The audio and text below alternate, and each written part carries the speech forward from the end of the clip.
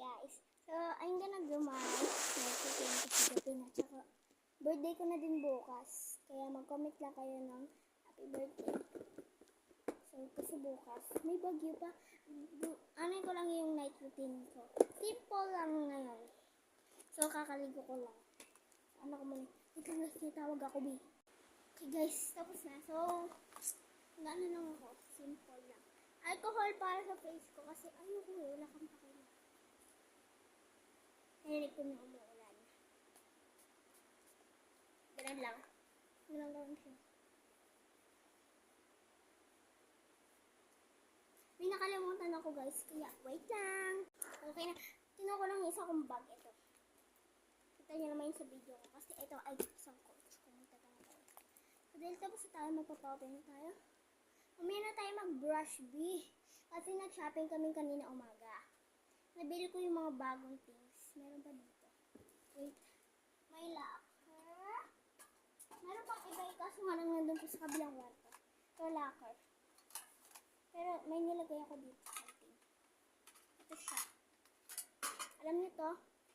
Nandun yung ano niya, kakabago lang nito kanina kasi meron akong allowance 100 sa dad ko. Oh, nasira siya guys. OMG. Lang.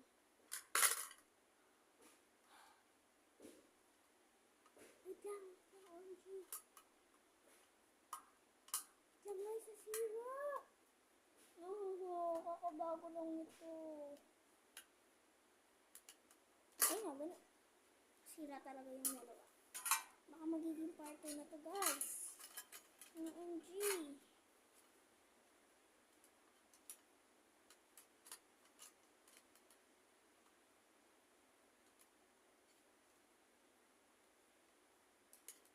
Wait lang guys.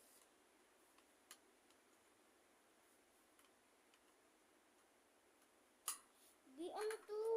Ano? Wait, baka maging part 2 na tayo yung night routine natin. Sira na siya. Okay. Kaya don't worry, ayusin ito mamaya. Kasi mabilis lang siya masira. Kakabili ko lang ito kanina, di. Nasira agad. So, ito naman yung dede. Alam niyo to.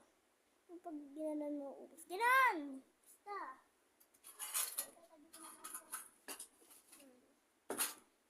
During the night routine, maliit lang sa akin. Yung kay ate ganon. So, baka part 2 na to guys. Night routine. Pero po-post ko naman siya agad. Kaya, bye! Part 2 na lang. Happy birthday!